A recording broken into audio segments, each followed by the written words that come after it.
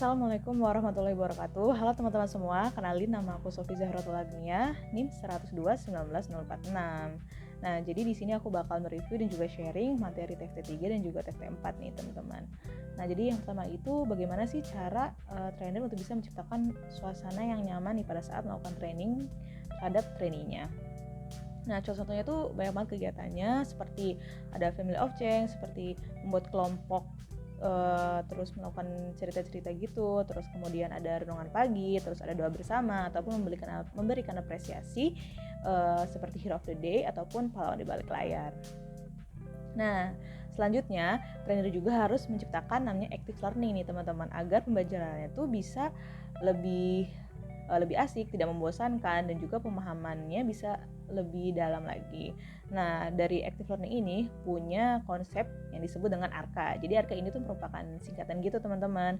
Nah, jadi dari huruf A yang pertama itu adalah aktivitas, terus R-nya itu refleksi, terus K-nya itu konsep, dan juga A-nya lagi yaitu adalah aplikasi. Nah, untuk A yang pertama, aktivitas, yaitu kita bisa melakukan games ataupun simulasi problem solving, terus kemudian setelah melakukan kegiatan tersebut, kita melakukan refleksi, yaitu seperti tanya jawab atau Q&A, seperti menanyakan apa pesan yang didapat, apa hikmah yang didapat, apa penyebab ataupun akibat dari simulasi yang sebelumnya telah dilakukan. Terus kemudian kita memberikan konsep nih, yang selanjutnya itu konsep, itu memberikan konsep atau inti pelajaran atau materi apa sih yang ingin disampaikan atau yang harus diketahui oleh trainee-nya. Dan yang terakhir yaitu adalah aplikasi.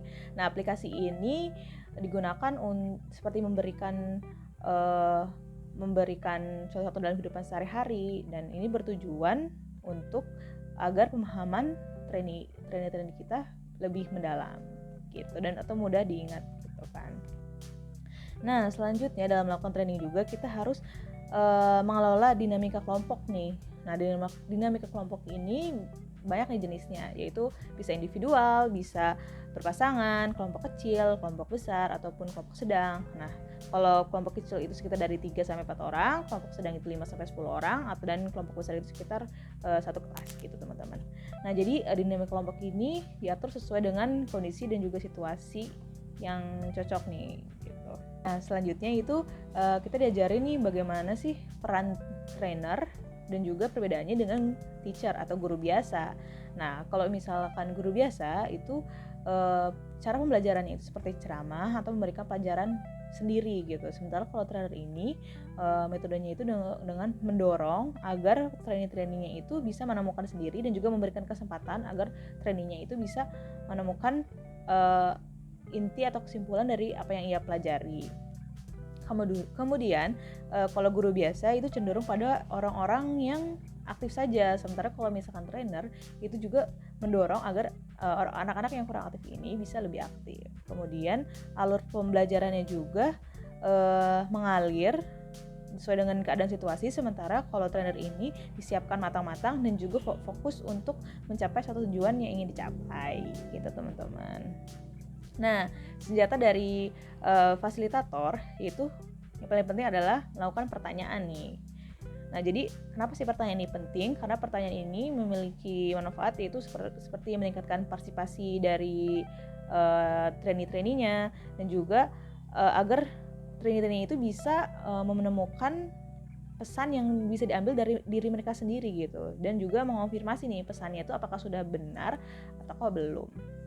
Nah, terus bagaimana sih tips untuk membuat pertanyaannya nih? Yang pertama, kita harus memberikan pertanyaan yang spesifik, dan juga kita bisa menargetkan untuk orang-orang tertentu nih agar bisa lebih aktif secara keseluruhan.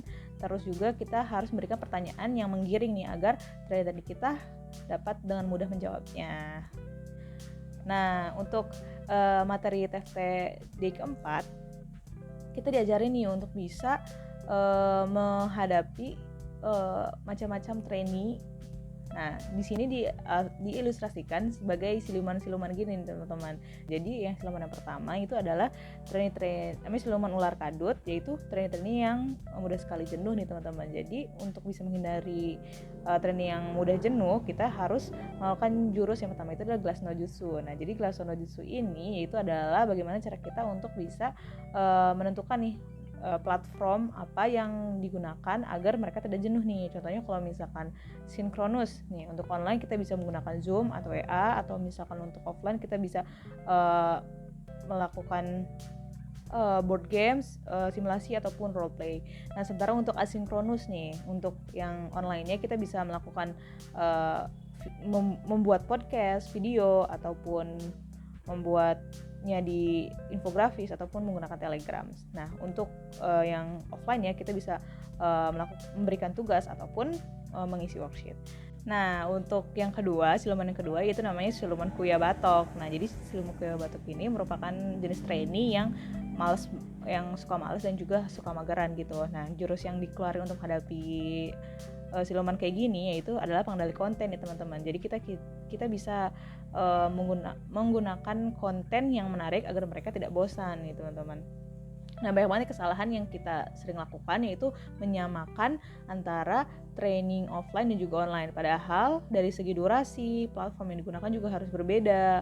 Kemudian juga kita bisa menggunakan fitur-fitur lain pada aplikasi yang digunakan untuk online, dan juga kita bisa menggunakan lebih dari satu channel nih untuk atau satu aplikasi pada saat melakukan training online gitu. Nah, yang ketiga ini adalah namanya siluman serigala bukan duo nih teman-teman. Jadi untuk siluman yang ini itu jenis trainer yang ingin pulang cepat tapi tidak mendapatkan apa-apa nih teman-teman. Nah, jadi untuk menghadapi tren seperti ini kita punya jurus yaitu adalah gamifikasi no jutsu. Jadi dari gamifikasi no jutsu ini kita kayak membuat games gitu agar mereka bisa enjoy dan juga tidak cepat-cepat ingin pulang nih teman-teman. Nah, tapi dalam membuat games ini kita harus memperhatikan dari 8 elemen ini nih. Yang pertama itu adalah challenge, yang kedua level, yang ketiga itu adalah instant feedback, score, terus ada badges, terus ada leaderboards, competition, dan juga yang terakhir adalah collaboration. Jadi kita harus punya yang pertama challenge, harus ada challenge-nya nih dalam gamesnya, terus ada levelnya, harus ada tingkatannya, terus kemudian ada instant feedback, kita juga harus meminta feedback dari mereka, yang ada feedbacknya juga buat mereka. Terus kemudian harus ada skornya juga supaya lebih kompetitif. Terus ada kita bisa kasih badges gitu kayak lencana, terus ada leaderboard juga, terus ada competitionnya juga harus ada, dan juga harus ada collaborationnya gitu teman-teman. Nah, dalam membuat games kita juga harus mengandung 5R nih teman-teman. Apa sih 5R itu? Yang pertama itu ada rule-nya. Jadi dalam membuat games itu harus ada peraturannya nih teman-teman. Terus kemudian ada role, terus ada role-nya, ada perannya, terus ada result-nya juga, apa yang ingin dicapai atau hasilnya, terus ada relation-nya, hubungan, dan juga ada research-nya. Nah, kayaknya segitu aja sih teman-teman dari sharing kali ini atau dari review materi kali ini dari aku. Kurang lebihnya mohon maaf. Terima kasih dan sampai ketemu lagi. Dadah.